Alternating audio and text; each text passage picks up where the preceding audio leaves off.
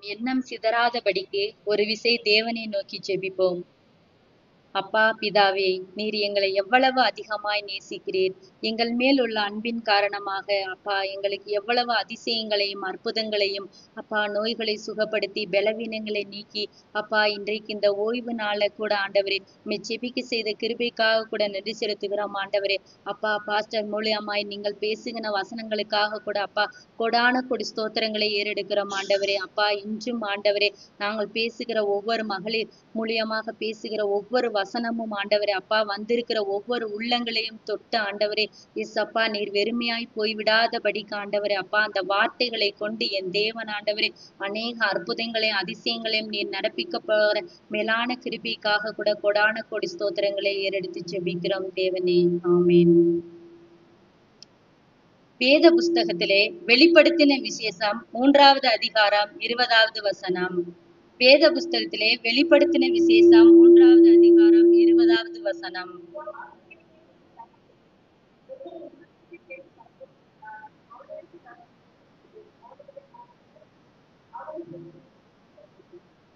எஸ்அப்பா அந்த வார்த்தையை கொடுத்து பேச செய்த மேலான கிருபைக்காக கூட நன்றி. இதோ வாசற்படியிலே நின்று நான் தட்டுகிறேன். ஒருவன் என் சத்தத்தை கேட்டு கதவை திறந்தால் அவனிடத்தில் நான் பிரவேசித்து அவனோட போஜனம் பண்ணுவேன், அவனும் என்னோட போஜனம் பண்ணுவான். ஆண்டவராகிய இயேசு கிறிஸ்து இன்றைய கூறிய உள்ள வசனத்திலே இதோ வாசற்படியிலே நின்று நான் தட்டுகிறேன் அப்படின்னு சொல்லி இருக்காரு. இதோன்ற அந்த வார்த்தையை நம்ம முக்கியமா நம்ம தியானித்து பார்த்தோம் என்றால் இதோ அப்படின்னா அது நாளைக்கு இல்ல, மறுநாள் இல்ல, அடுத்த வாரம் இல்ல, அடுத்த மாதங்கள் அல்ல. இதோ அப்படின்னா அது இன்றைக்கு என்றுதான் அர்த்தம். ஒரு சின்ன ஒரு குட்டி கதையை சொல்லி இந்த வசனத்தை நம்ம தியானிப்போம். ஒரு பெரிய ஒரு ஆடு இருந்துச்சாமா. அந்த ஆட்டுக்கு 3 குட்டிகள் பிறந்துச்சாமா. அந்த 3 குட்டிகளையும் தன் தாய் வந்து சிதறி போகாதபடிக்கு சொல்லிக்கொண்டே இருந்துச்சாமா. நீங்க அம்மா பக்கத்திலேயே இருங்க, அம்மா விட்டு எங்கேயுமே தூரமா விலகி நீங்க போயிடாதீங்க. ஏன்னா போனா ஆபத்துன்னு சொன்னதான் அந்த குட்டிகளுக்கு அது தெரியாது. அதனால நீங்க தாய் கூடவே இருங்க, எங்கேயும் விலகி போகாதீங்கன்னு சொல்லிக்கிட்டே இருந்துச்சாமா. ஆனா அந்த குட்டிகள் வந்து அத தாய் சொன்னதே கேட்டுட்டு பக்கத்திலேயே இருந்துச்சுங்க. ஆனா அதை கெடுக்கக்கூடிய விஷயமா 2 மனிதர்கள் தூரத்துல நின்னு பேசி கொண்டிருந்தார்களாமா. அந்த பக்கத்துல வந்து பெரிய காடு இருக்கு. அந்த காட்டுல வந்து அழகான புல்வெளிகள் இருக்கு. நம்ம போட்டோ எல்லாம் எடுக்கிறதுக்கு அந்த இடம் வந்து ரொம்ப சூப்பரா இருக்கும் அப்படின்னு பேசிட்டு இருந்தாங்களாம். ஆனா அந்த குட்டியோட காதுல அழகான புல்வெளி இருந்ததுன்னு மட்டும்தான் காதுல கேட்டுட்டு இருந்துச்சாம்.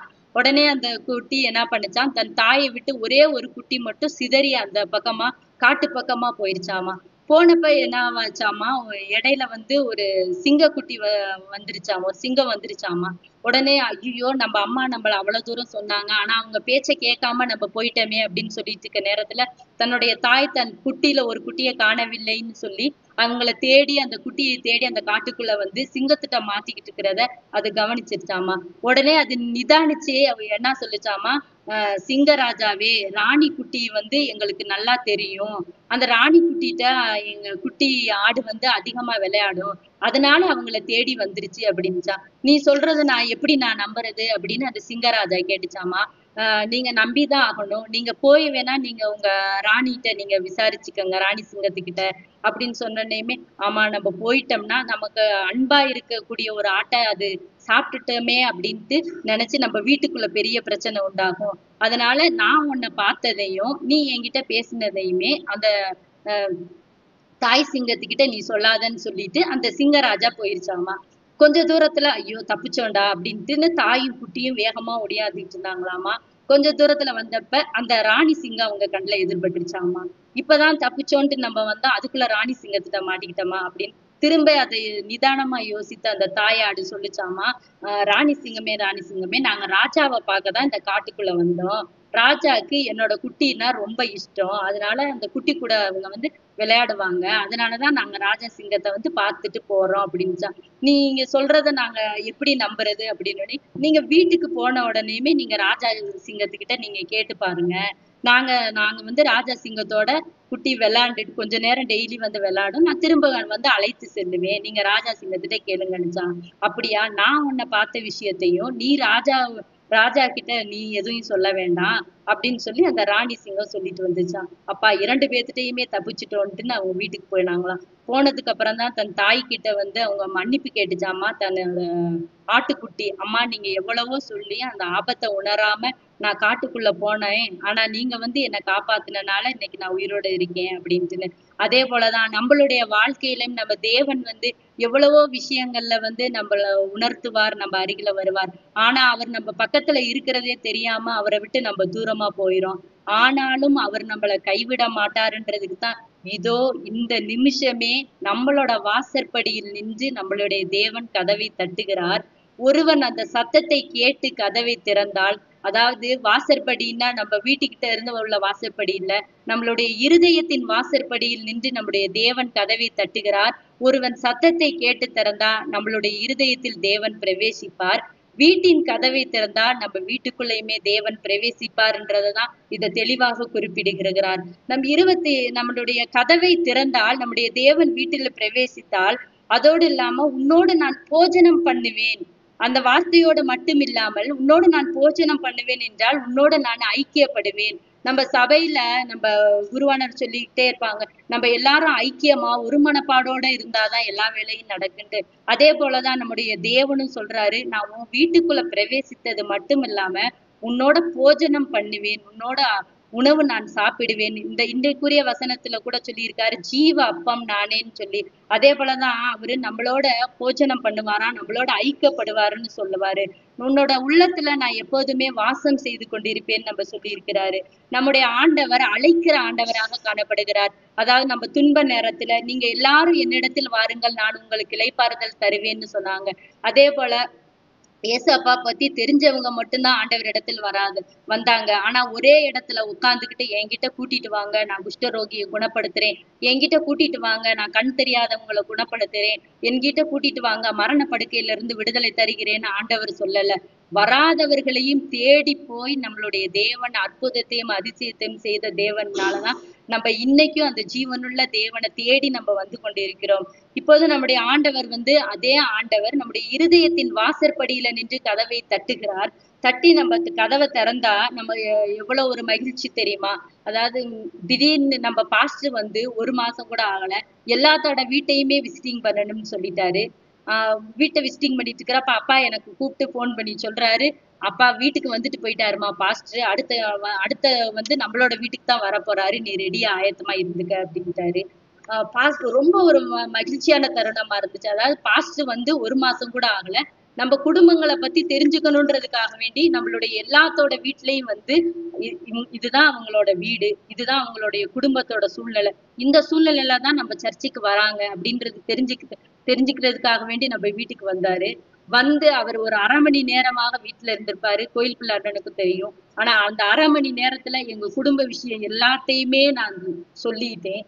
பாஸ்டருக்கு எல்லா விஷயமுமே தெரியும். இது வீடு, இங்க என்ன வேலை செய்யறாங்க, இவங்க குடும்ப சூழ்நிலை எல்லாமே தெரியும். அப்படியே ஒரு பாரம் வந்து குறைஞ்ச மாதிரி இருந்துச்சு. தேவனுடைய பிள்ளை வீட்டுக்கு வந்து அவரிடத்துல நம்ம சொன்னதே அவ்வளவு பெரிய விஷயமா இருந்தா, நம்மளுடைய தேவன் நம்ம வீட்டுக்குள்ள வந்தா நமக்கு எவ்வளவு பெரிய ஒரு சந்தோஷமான விஷயமா இருக்கும். அவரிடத்துல நம்ம எவ்வளவு பெரிய ஒரு ஆசீர்வாதங்களை பெற முடியும். அப்படி தேவன் நம்மளுடைய வேதத்துல 3 பேரோட வீட்டிற்குள் போறார். நமக்கு தெரிந்த விஷயங்கள் தான். அந்த 3 பேரோட வீட்டுக்குள்ள போறப்ப என்னென்ன நடக்குது அப்படின்றதான் பார்க்க போறோம்.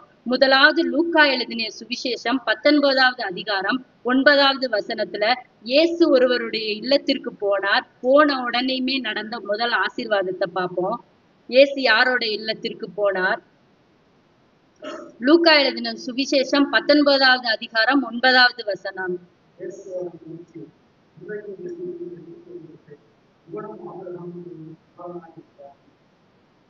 இயேசு அவனை நோக்கி, இன்றைக்கு இந்த வீட்டிற்கு ரட்சிப்பு வந்ததுன்னு சொன்னாரு. இயேசு யாரோட வீட்டுக்கு போறாருன்னா, சகேயு என்கிற மனுஷன் எரிகோ என்கிற பட்டணத்துல வசித்து வந்தார். அவர் ஒரு பெரிய செல்வந்தன், ஐஸ்வர்யவான், பெரிய பணக்காரர். அவனை பார்த்துல ஊர்ல வந்து தெரியாதவங்களே இருக்க முடியாது. ஒரு பெரிய பணக்காரர் அப்படின்னா, இப்ப நம்ம எப்படி சொல்றது, இப்ப கவர்மெண்ட் ஸ்கூலுக்கு ஆப்போசிட்ல தான் ஜியோன் ஸ்கூல் இருக்கு. கவர்மெண்ட் ஸ்கூல்னு சொல்றதை விட சியோன் ஸ்கூல்ல படிக்கிறாங்க அப்படின்னா எல்லாத்துக்குமே தெரிஞ்சிடும். ஏன்னா மெயினான இடத்துல இருக்கு. அந்த ஸ்கூலுன்றப்ப எல்லாத்துக்கும் தெரிஞ்சிடும். அதே போலதான் இந்த சகேயு என்கிற மனுஷனையும் எல்லாத்துக்கும் தெரிஞ்சிருக்கு. ஏன்னா அவர் வந்து ஆயக்காரருக்கெல்லாம் தலைவரா இருந்திருக்கிறாரு, பணம் வசூல் பண்ணியிருக்காரு. எல்லாத்துக்கும் தெரிஞ்ச சகேவி இடத்துல ஒன்னே ஒண்ணு மட்டும் இல்ல. என்ன இல்லைன்னா சமாதானம் இல்ல. அனைத்தும் இருந்த சகேவி இடத்துல சமாதானம் இல்ல. அவரே நினைச்சிருப்பாரு, நீங்களும் மனுஷங்க தான், நாங்களும் மனுஷங்க தான். ஆனா மத்த மனுஷங்களை விட என்கிட்ட எல்லாமே இருக்கு. ஆனா சமாதானம் மட்டும் இல்லையே அப்படின்னு. அதுக்கும் ஒரு ஒரு சின்ன கதை. ஒரு தீப்பெட்டியும் தீக்குச்சி இருந்துச்சாமா. அப்ப தீக்குச்சி பார்த்து தீப்பெட்டி கிட்ட சொல்லிச்சாமா, நீயும் நானும் ஒரே போலதான் உரசிக்கிறோம். ஆனா நான் வந்து தீக்குச்சி சொல்லிச்சாமா, நான் எரிஞ்சு சாம்பல் ஆயிடுறேன், நீ அப்படியே இருக்க அப்படின்னு சொல்லிச்சாமா. அப்பதான் அந்த தீப்பெட்டி தீக்குச்சியை பார்த்து சொல்லிச்சாமா, உனக்கு இருக்கிற தலைக்கணத்துலனாலதான் நீ எரிஞ்சு சாம்பல் ஆயிடுற. ஆனா நான் வந்து சமமா இருக்கிறனாலதான் நான் எல்லாத்துக்குமே வெளிச்சத்தை நான் கொடுக்கறதுக்கு பத்த வைக்க உதவுறேன்னு சொல்லிச்சாமா. அதே போலதான் தேவனுடைய பிள்ளைகளே, அன்னைக்கு அந்த சகேயு வந்து அநியாயமாய் சம்பாதித்து மத்தவங்களிடத்துல இருந்து அதிக வரி வசூலித்து லஞ்சம் வாங்கி அடுத்தவங்களுடைய பணத்தை வந்து உறிஞ்சனால சகேவின் இடத்துல சமாதானம் இல்லை. அப்ப இயேசு வந்து அந்த எரிகோ பட்டணத்துக்கு வராருன்னு கேள்விப்பட்ட உடனே எல்லா மனுஷங்களும் ஒரு ஒரு தீர்க்கதரிசி வராங்கன்னு சொன்னோடனே எல்லாரும் இன்னைக்கு இந்த பிரேயருக்கு போகணும் அப்படின்னு ஓடி போற மாதிரிதான் அவரும் ஓடி போறாரு. ஆனா அந்த கூட்டத்தோட மத்தியில வந்து சகேயுக்கு வந்து இயேசுவை காண முடியல. குட்டையா இருந்தனால என்ன பண்ணிட்டாராம், மரத்துல ஏறி உட்கார்ந்துட்டு இயேசுவை பாக்குறாராம். ஆனா ஆயிரக்கணக்கான லட்சக்கணக்கான மக்கள், இயேசுவை விசுவசித்த மக்கள், இன்னைக்கு நமக்கு அதிசயம் நடந்துரும், இன்னைக்கு இயேசு விடத்தில் தூக்கிட்டு போனோம்னா நம்மளுடைய குணமாயிரும்னு கொண்டு வந்த அனைத்தையும் விட்டுட்டு இயேசு சகேவிய பார்த்து சொன்னாராமா, இன்னைக்கு நான் உன் வீட்டுல இருப்பேன், இந்த வீட்டுக்கு இன்னைக்கு ரட்சிப்பு வந்தது அப்படின்னு சொன்னாராம். ரட்சிப்பு அப்படின்னா பாவம் மன்னிப்பு, பாவத்திலிருந்து விடுதலை. இயேசு சொன்ன ஒரே வார்த்தை நிமித்தம் சகேயு மனிதர்களை பார்த்து சொன்னாராமா. சகேயு நின்று இயேசுவை பார்த்து, என்னுடைய ஆஸ்தியில் பாதியை விற்று நான் ஏழைகளுக்கு கொடுக்கிறேன். யாருக்கிட்டையாவது அநியாயமாய் நான் வாழ்ந்தா 1 மடங்கு 2 மடங்கு இல்ல 4 மடங்கா நான் திருப்பி தரேன்னு சொன்னாரு. இது நம்ம ஏற்கனவே படிச்ச வசனம் தான். ஆனா இயேசு சொன்னாரா, சகேவே நீ இறங்கி வா, நீ அநியாயமா சம்பாதிச்சிருக்க, நீ பாவம் செஞ்சிருக்க, உன் ஆஸ்தியில பாதியை வித்து கொடு, நீ 4 மடங்கு நீ சம்பாதிச்சதுல 4 மடங்கா மனுஷங்களுக்கு திருப்ப கொடு, அப்பதான் உனக்கு சமாதானம் கிடைக்கும் நம்ம இயேசு சொன்னாரா? எதுவுமே சொல்லல. உன் வீட்டுக்குள்ள நான் வருவேன்னு சொன்னாரு. அவர் வீட்டுக்குள்ள போன நிமிஷமே சகேயிட்ட இருந்த பாவம் மன்னிக்கப்பட்டு உடனே அந்த மனுஷன் தன்னுடைய ஆஸ்தியில பாதியில கொடுத்தாரு, சமாதானமா இருந்தாரு. அதே போலதான் தேவனுடைய பிள்ளைகளே, நம்ம வீட்டுக்குள்ளயுமே இயேசு வந்தால் நம்ம பாவத்திலிருந்து விடுதலை கிடைக்கும். ரட்சிப்பு அப்படின்னு சொன்னோம்னா நம்ம பாவத்திலிருந்து விடுதலை கிடைக்கிறது தான் நமக்கு ரட்சிப்பாக காணப்படுகிறது. அதை இயேசு நம்மளுடைய உள்ளத்தில் வந்து அந்த கதவை தட்டி நம்ம கதவை திறந்து நம்மளுடைய உள்ளத்துல இயேசு வரும்போது நம்முடைய பாவத்திலிருந்து விடுதலை கிடைக்கிறது. அதைதான் ஏசாயா 48வது அதிகாரம் 22வது வசனம் சொல்லுகிறது. யாருக்கு சமாதானம் இல்லையாமா? துன்மார்க்கனுக்கு சமாதானம் இல்லையா? ஒருத்தர் பாவத்தோட வழியில போயிட்டு இருக்காங்கன்னா அவங்களுக்கு மட்டும்தான் அது சமாதானம் இல்லையா? இயேசுவை வந்து உள்ளத்தில் ஏற்றுக்கொண்டால் உடனே ரட்சிப்பு என்கிற சமாதானம் கிடைக்கும். சகேவுக்கு கிடைத்த அதே சமாதானம் இன்று நம்முடைய பிள்ளைகளே, தேவ பிள்ளைகளே, நம்மளுடைய இயேசுவை வந்து நம்மளுடைய உள்ளத்திலே ஏற்றுக்கொள்ளணும். அதாவது நம்ம வீட்டு கதவை வந்து பூட்டி வச்சிருப்போம். ஏன் நம்ம இயேசு நமக்குள்ள வரல, ஏன் நமக்கு அற்புதம் செய்யல அப்படின்னு நம்ம நினைச்சிருப்போம். ஆனா நம்மளே அறியாம நம்மளுடைய இருதயத்தின் கதவை நாம பூட்டி வைத்திருப்போம். நம்மளுடைய உள்ளத்தின் கதவுகளை திறந்தால் கண்டிப்பா இயேசு உள்ள வந்து நமக்கு அற்புதங்களை செய்வார், அதிசயங்களை செய்வார். 2வது ஒரு வீட்டுக்குள்ள தேவன் பிரவேசிக்கிறார். அதாவது மத்தேயு எழுதின சுவிசேஷம் 8வது அதிகாரம் 14, 15 வசனங்கள். மத்தேயு எழுதிய சுவிசேஷம் 8வது அதிகாரம் 14, 15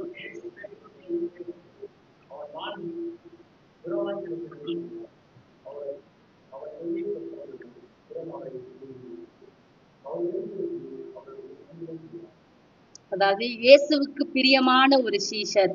அதாவது இயேசுவோடு கூட ரொம்ப தூரம் பயணம் செய்தவர். அவர் வந்து எங்களுடைய வீட்டுக்கு வாங்கன்னு சொல்லி ஏசப்பா வந்து கூப்பிடுறாரு.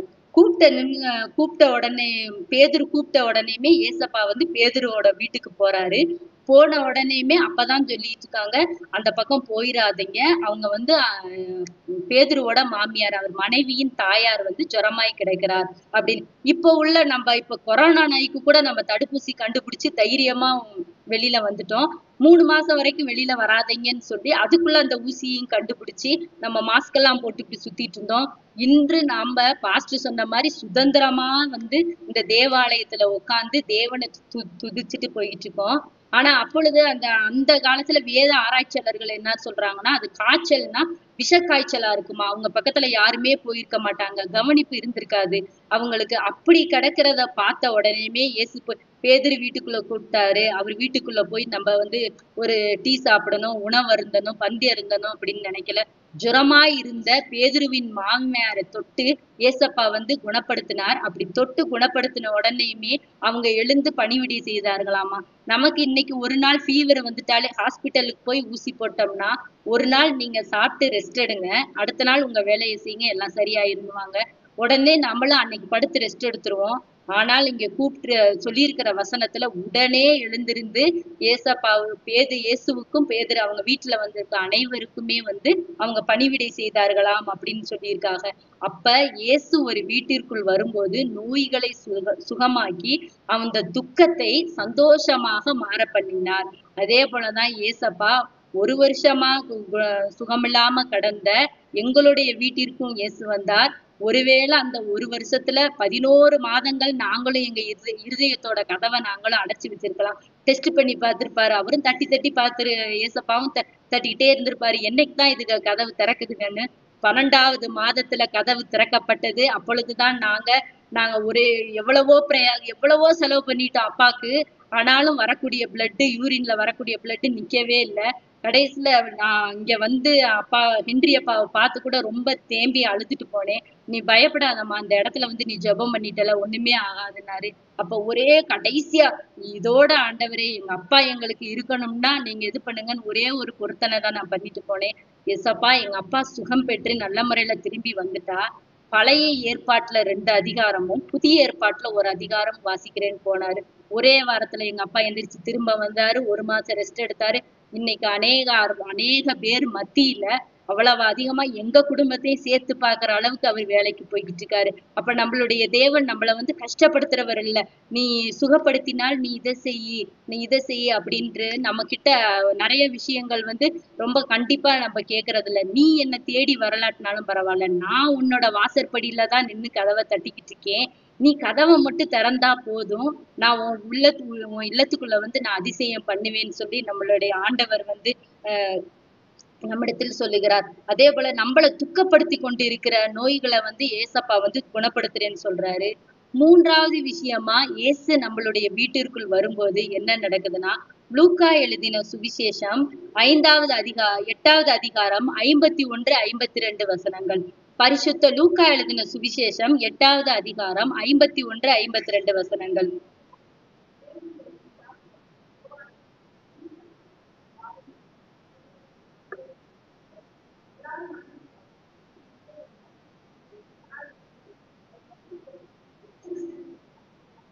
இயேசு அந்த வீட்டில் வந்தபோது பேதுருவையும் யாக்கோபையும் யோவானையும் பெண்ணின் தகப்பனையும் தவிர வேறொருவரும் இல்லை.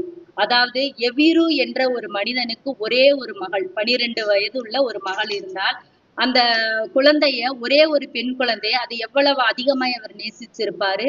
அந்த குழந்தைக்கு மரண அவஸ்தைக்குள்ள ஒரு நோய் வந்துருச்சாமா. எத்தனை ஹாஸ்பிட்டல், அவர் ஒரு பணக்காரர் இருக்கனால எத்தனை ஹாஸ்பிட்டலுக்கு கூட்டு போயிருப்பாரு. எந்த இடத்துக்கு போயிருந்தா நம்ம பிள்ளைக்கு சுகமா இருக்கும்னு நினைச்சு எவ்வளவு பிரயாசப்பட்டிருப்பாரு ஒரு தகப்பனா இருந்து. நம்மளுடைய ஆஸ்தியில பாதிய கொடுத்தாவது யாராவது நம்மள சுகப்படுத்திட மாட்டாங்களா. அநேக இடத்துங்களுக்கு கூட்டிட்டு போயிருப்பாங்க. இந்த இடத்துக்கு கூட்டிட்டு போயிருங்க, உங்க பிள்ளைகளுக்கு சுகமாகும். இங்க கூட்டிட்டு போங்க, இந்த ஹாஸ்பிட்டல் கூட்டிட்டு போங்க, உங்க பிள்ளைகளுக்கு சுகமாகும் அப்படின்னா நம்மளும் ஒவ்வொரு இடமா தேடி நம்ம போய்கிட்டு இருக்கோம். அதே போலதான் அந்த எவீரு மகளும் 12 வயதுள்ள மகள் வந்து மரண வேதைப்படுகிறாள். அவர் வந்து சொல்றாரு, என்னுடைய மகள் மரண வேதைப்படுகிறார், நீர் வந்தால் உடனே சுகமாயினும். ஆனா இயேசு அந்த இடத்துக்கு போக தாமதமான ஒரே காரணத்தினால அவருடைய மகள் மரித்து போகிறார். ஆனாலும் அந்த இயேசு வந்து மரித்து போயிட்டாரு அப்படின்னு ஏசப்பா அந்த வீட்டுக்குள்ள போகாம இல்ல. இயேசு அந்த வீட்டுக்குள்ள போய் முதல் கூறிய வசனம் வந்து அழாதேயுங்கள். நம்ம முக்கியமா நோட் பண்ண வேண்டிய வசனம் வந்து அழாதேயுங்கள். நம்ம யாருமே அழுகிறது ஏசப்பாவுக்கு பிடிக்காது. அததான் முதல்ல அவர் வந்த உடனேயுமே அழாதேயுங்கன்னு சொல்லிட்டு தான் இருந்த எல்லாத்தையும் அப்புறப்படுத்திட்டு அந்த குழந்தையோட கைய தொட்டாரு. மரித்த அந்த குழந்தை 12 வயது மரித்த குழந்தை வந்து உயிரோடு எழுந்திருந்தார். அப்ப இயேசு அந்த வீட்டுக்குள்ள போன உடனேயுமே நடந்தது 3வது நம்ம பார்க்கக்கூடிய விஷயம், மரித்த குழந்தைய உயிரோடு எழுப்பினார். ஏதோ ஒரு காரணங்களுக்காக நம்ம கண்ணீர் வடிச்சிட்டு இருக்கலாம் நம்ம குடும்பங்கள்ல. கடன் பிரச்சனையா இருக்கலாம், ஒரு குழந்தையின்மையா இருக்கலாம், குடும்ப போராட்டமா இருக்கலாம். ஆனா இயேசு நம்மள கேக்குறது வந்து ஒரே ஒரு வார்த்தை தான், நீ என்னை நோக்கி கூப்பிடு. பாஸ்ட் இன்னைக்கு சொன்ன மாதிரி நம்மளோட அதே வசனங்கள் ஒற்றுமையாவே வந்துச்சு. நீ இன்னைக்கு என்னை நோக்கி கூப்பிடு, என்னிடத்தில் வாருங்கள் நான் உனக்கு இளைப்பாறுதல் தருவேன்னு சொன்ன இயேசு அவரை நோக்கி கூப்பிடுன்னு சொல்றாரு. கூப்பிட்டோம்னா நம்ம சொந்தக்காரவங்களை கூட வாங்கன்னு கூப்பிடுவோம். கூப்பிட்டாலே என்ன சொல்லுவாங்க, இன்னைக்கு என்னால வர முடியலங்க, இன்னைக்கு அதிக வேலை இருக்கு, நாளைக்கு வரேன் அப்படின்னு சொல்லிடுவாங்க. ஆனா நம்மளுடைய ஆண்டவர், இதோ வாசற்படியில் நின்று கதவை தட்டுகிறேன், ஒருவன் என் சத்தத்தை கேட்டு கதவை திறந்தால் நான் அவனோடு கூட பிரவேசித்து போஜனம் பண்ணுவேன் அப்படின்னு சொல்லியிருக்காரு. அவரோட உணவு ஐக்கியப்படுற உணவு, அது என்றென்றைக்குமே மாறாது. நம்ம வீட்டுல ஒரு விருந்தாளிகள் வந்துட்டாங்கன்னா இன்னைக்கு வந்துட்டு நாளைக்கு போயிருவாங்க. ஆனா ஏசப்பா வீட்டுக்குள்ள வந்துட்டாருன்னா அப்படி இல்லை. நம்ம கூட எப்பயுமே இருப்பாரு. அடுத்து நமக்கு இரட்டத்தனையான சந்தோஷம் மட்டும்தான் இருக்கும். அவர் கூட வந்துட்டாருன்னா எந்த இதுவும் இல்லை. அவர் சொல்ற ஒரே ஒரு விஷயம், கதவை மட்டும்தான் திறந்திருக்கும். அநேக படங்கள்ல நம்ம பார்த்திருப்போம். அவர் ஏசப்பா தட்டுற மாதிரி போட்டிருக்க அநேக படங்கள்ல வெளிப்பக்கமா தான் தாழ்பால் போட்டிருப்போம். உள்பக்கமா தான் தாழ்பால் போட்டிருக்கோம். வெளிப்பக்கமா தாழ்பால் போட்டிருந்தா நம்ம திறந்துட்டு உள்ள போயிடலாம். அதே போலதான் இயேசும் திறந்துட்டு உள்ள வந்துருவாரு. ஆனா இப்ப சொல்றாரு கடவுள், நீதான் உள்ள தாழ்பால் போட்டு வச்சிருக்க, நான் தட்டி கொண்டேதான் இருக்கிறேன். நீ எப்ப என் சத்தத்தை கேட்டு நீ கதவை திறந்தனா இன்றைக்கு உன்னுடைய வீட்டுல உன்னுடைய போராட்டம் மாறும். உன்னுடைய நோய்கள்ல இருந்து உனக்கு விடுதலை கிடைக்கும். உன்னுடைய மரண அவஸ்தையில இருந்து உனக்கு விடுதலை கிடைக்கும் அப்படின்னு இயேசு சொல்லுகிறார். வெளியே போட்டு நமக்காக, நம்முடைய பாவங்களுக்காக தான் அந்த இயேசு சிலுவையில தொங்கி இருக்கிறார். அதேதான் சொல்றாரு கலாத்தியர் 1:4 வசனத்திலையும், எபேசியர் 5:2 வசனத்திலையும், தீத்து 2:17 சொல்றாரு, இயேசு தம்மை தாமே சிலுவை மரணத்துக்கு ஒப்பு கொடுத்தார் அப்படின்னு சொல்றாரு. அதாவது இயேசு அவரே சிலுவை மரணத்துக்கு ஒப்பு கொடுத்தனாலதான் நம்முடைய பாவங்கள்ல இருந்து நமக்கு விடுதலை கிடைச்சுதான். அதாவது இயேசு அவரே யாராவது கொண்டு போய் ஒப்பு கொடுக்க முடியுமா? அதாவது மரித்தோரை உயிர்த்தெழ செய்த தேவன், கடல் மீது நடந்து சீஷர்களை காப்பாத்தின தேவன், காற்றையும் கடலையும் அதட்டின தேவன், அவரே அவரை ஒப்பு கொடுத்தால் மட்டுமே அவரை சிலுவை மரணத்துக்கு, ஏன் சிலுவை மரணத்துக்கு அவரை ஒப்பு கொடுத்தார்? இவ்வளவு அதிசயம் செய்த தேவன் வந்து ஏன் சாக வேண்டும்? நம்முடைய பாவங்களுக்காக. அதாவது ரத்த சிந்துதல் இல்லாமல் பாவ மன்னிப்பு இல்லைன்னு வேதத்துல சொல்லி இருக்கு. அப்ப அந்த பரிசுத்த ரத்தத்தை சிந்தணும். இப்ப நம்மளுடைய யாராவது ஒரு ரத்தத்தை சிந்திட்டோம்னா எல்லாத்தோட பாவங்களும் நீங்கிருமா? நீங்கிறாது. ஐயோ நமக்கு பிளட் போயிடுச்சு, அடுத்து பிளட் ஏத்தணும்னு தான் நம்ம நினைக்குவோமே தவிர, அதாவது பரிசுத்த இயேசுவோட ரத்தத்தை சிந்தினால மட்டும்தான் இன்றைக்கு நம்ம அந்த பாவத்திலிருந்து விடுதலை அடைந்து இயேசு கிறிஸ்துவை இரட்சகராய் ஏற்றுக்கொண்டு இந்த ஆலயத்துல வந்து அவரை நம்ம உண்மையா தொழுது கொண்டிருக்கிறோம். நமக்கு அநேக போராட்டங்கள், பிரச்சனைகள் எல்லாம் வந்தாலும் நம்ம யோசிப்போம், ஏன் நம்ம இயேசு வந்து நம்மள காப்பாத்த மாட்டேன்றாரு, இயேசு நம்மள வர மாட்டேன்றாரு நம்ம இனிமேல் நினைக்கவே கூடாது. ஏன்னா நம்ம தான் இருதயத்தின் கதவை வந்து பூட்டி வச்சிருக்கோம். எல்லா பிரச்சனைகளும் இனி நம்ம கதவை திறப்போம். இயேசு நம்ம வீட்டுக்குள்ள வரப்போறாரு, நம்மளுடைய இருதயங்களுக்குள்ள வரப்போறாரு. உள்ள வந்துட்டாருனாலே நம்மளுக்கு பரிசுத்தமாயிருவோம். ஆயிட்டோம்னாலே பாவத்திலிருந்து விடுதலை வேணும்னா கண்டிப்பா நமக்கு எசப்பா நீங்க என் உள்ளத்துல வாங்க அப்படின்னு சொன்ன சமாதானம் தருவார். வியாதியிலிருந்து விடுதலை வேணும் என்று சொன்னால், ஏசப்பா நான் பூட்டி இருக்க கதவை திறந்துட்டேன், என் உள்ளத்துல வாங்கன்னு சொன்னா சுகம் தருவார். அந்த இயேசு இன்று நம்ம மத்தியில உலாவி கொண்டு இருக்கிறார். நம்மளுடைய இருதயத்தின் கதவுகளை பூட்டாமல் இனி திறந்திருப்போம். அனைத்து விதமான பிரச்சனைகள்ல இருந்து நம்ம எல்லா பிரச்சனைகள்ல இருந்து விடுதலையாகி சாட்சி சொல்லக்கூடிய ஒரு பிள்ளைகளாக மாறி ஏசப்பாவை குறித்து அநேக இடங்கள்ல போய் நம்ம சாட்சிடுவோம். ஒரு விசை கண்களை மூடி ஜெபிப்போம்.